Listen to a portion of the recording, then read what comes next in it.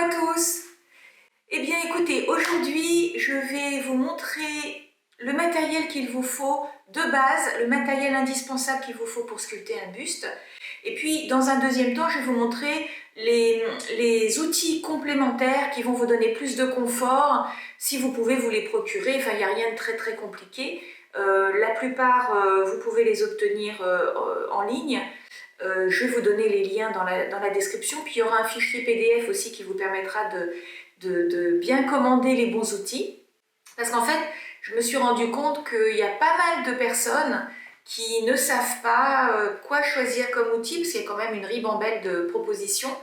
Et en fait, des fois on achète des outils, puis c'est pas les bons, et puis ils servent pas bien à faire ce qu'on veut faire quand on sculpte une tête, parce que ça demande quand même des outils de précision par moment, et en tout cas des outils spécifiques. Donc dans cette vidéo, je vais vous montrer dans un premier temps la base, le minimum des outils indispensables pour commencer à sculpter une tête et sculpter votre tête en argile.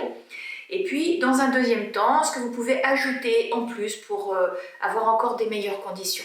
Voilà, je vous montre ça tout de suite, on y va. Donc on va commencer par la terre. Donc moi, je la prends chez Bosner parce qu'il y en a à Bordeaux et que je suis en Gironde. C'est de la Terra 101, mais c'est pas ça qui est important. Ce qui est important, c'est de prendre une terre chamotée à 25%, donc peu chamotée, et avec un grain très fin, un grain de 0 à 0,5 mm. Vous voyez, par exemple, celle-ci, elle est chamotée 25 et avec un grain 0 à 0,5 mm.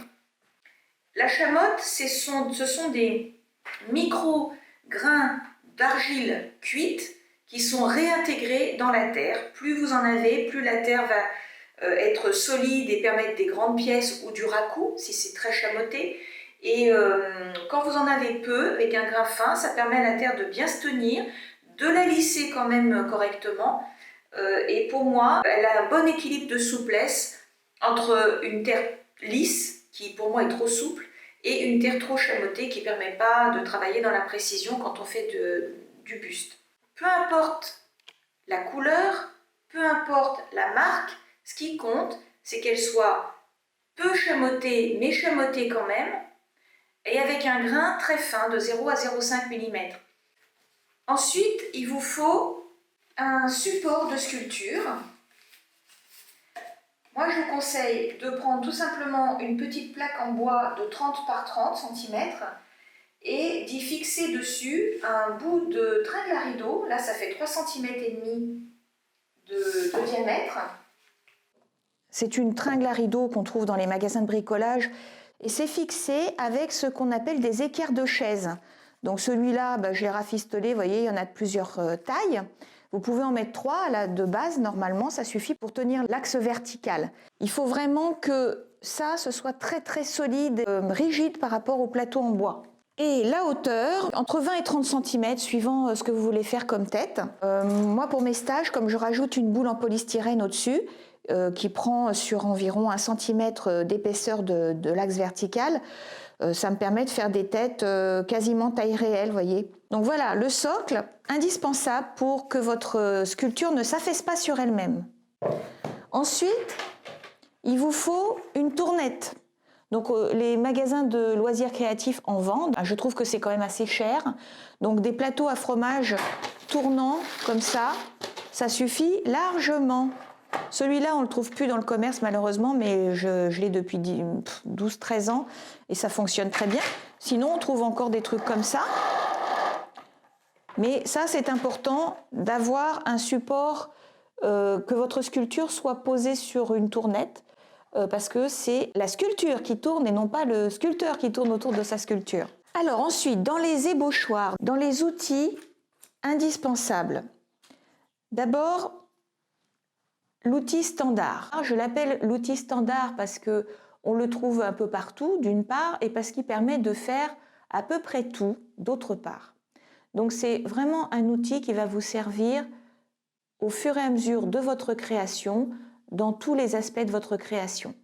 Cependant, lorsqu'on arrive dans des espaces très fins, par exemple les narines, les paupières, les commissures des lèvres, on a besoin d'un outil plus fin. C'est ce que j'appelle l'ébauchoir fin. Donc je vais vous mettre le lien pour que vous sachiez où moi je l'achète, vous pourrez le trouver aussi. Et on se sert de la partie plate ici.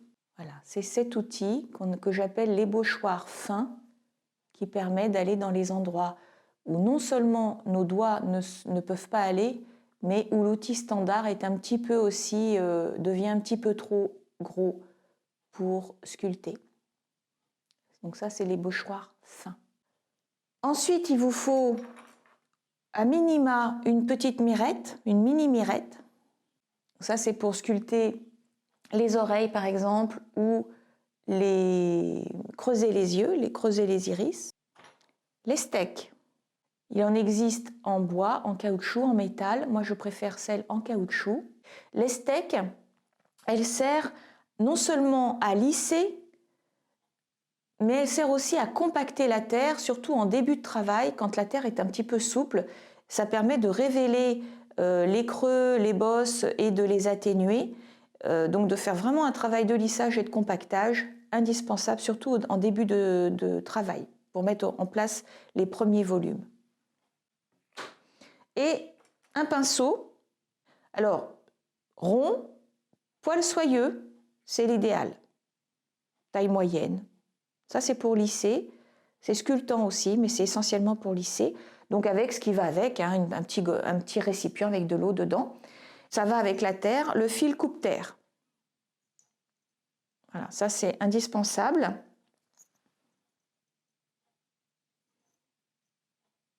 Ça, on le trouve dans vraiment tous les magasins de loisirs créatifs pour le coup. Dans le matériel indispensable, je vous invite à avoir du journal. C'est pour que la terre ne colle pas sur votre support de sculpture qui est en bois, avec du scotch, donc papier journal, scotch, un sac poubelle pour enfermer votre sculpture une fois que vous avez fini votre session de travail en attendant que vous y reveniez, et des lingettes, microfibres, c'est très bien. Il en faut une pour nettoyer vos doigts et vos outils tout le temps, et une pour enfermer la terre un petit peu dans l'humidité pour qu'elle ne perde pas trop de son humidité. Donc ça, c'est pour le matériel indispensable. Un ébauchoir standard, un ébauchoir fin, une mini mirette, une estèque, un fil coupe-terre, un pinceau, du papier journal, du scotch, un sac poubelle. Évidemment, la terre, très légèrement chamotée, à 25% par exemple, et avec un grain très fin, 0 à 0,5 mm. Enfin, je vous conseille personnellement d'utiliser une boule de polystyrène expansée qu'on trouve dans tous les magasins de loisirs créatifs maintenant, de 10 cm de diamètre, pour éviter de créer votre tête autour d'une boule en papier journal qui est toujours instable, un peu molle. C'est beaucoup plus facile d'utiliser une boule en polystyrène que vous allez creuser du diamètre de votre axe vertical en bois et d'une profondeur d'environ 1 cm. Moi, je cale avec du papier journal après pour que la boule soit absolument stable lorsque vous allez remettre du papier journal par-dessus pour pouvoir mettre la terre. Il faut que la boule soit très fermement ancrée, qu'elle ne bouge pas quand vous manipulez votre support. J'allais oublier dans mon résumé le support de sculpture, une plaque de 30 cm par 30 cm avec un axe vertical en bois de minimum 3 cm d'épaisseur, fixé sur la plaque en bois avec des équerres de chaise et que vous allez recouvrir ensuite de papier journal pour pouvoir créer votre buste. Et la tournette, bien sûr, que vous allez utiliser pour pouvoir regarder votre sculpture sous tous les angles, en particulier sur le profil pour vérifier la justesse anatomique. Alors maintenant, dans le matériel complémentaire qui va vous permettre d'être plus confortable, plusieurs pinceaux. Hein, plus vous aurez de différentes de tailles d'outils, plus vous aurez de la latitude et de l'amplitude dans votre précision. Les grosses mirettes, ça peut être très utile pour le cou, pour les cheveux, pour essentiellement les vidages. Des mirettes moyennes aussi, bord droit, bord rond. Un maillet, ça c'est pour compenser la force musculaire quand on en manque un peu pour la mise en place des premiers volumes. Et je finirai par l'outil spécial œil de Philippe Farreau, que je considère moi personnellement comme indispensable, mais disons qu'on peut faire une sculpture sans l'avoir. Mais il apporte énormément de confort, c'est pour ça que je le mets dans le pack, entre guillemets, d'outils complémentaires à se procurer pour avoir de meilleures conditions encore pour sculpter. L'outil spécial œil de Philippe Farreau, qui aide non seulement pour les yeux, mais également pour la bouche. Voilà, bon, ben, j'espère que ces informations vont vous être utiles pour commencer votre buste et puis le sculpter dans sa totalité. Je vous invite à vous rendre sur mon site www.sculpture-intuitive.org pour voir mes formations en ligne, pour voir les dates de stage si vous avez l'élan que je vous accompagne en personne dans votre création de buste en sculpture intuitive, donc sans modèle et en laissant venir le personnage qui a envie de vous rencontrer dans cet instant. Vous pourrez voir aussi mes créations, mes bustes messagers qui canalisent des énergies. Faites-vous plaisir, à bientôt, bye bye.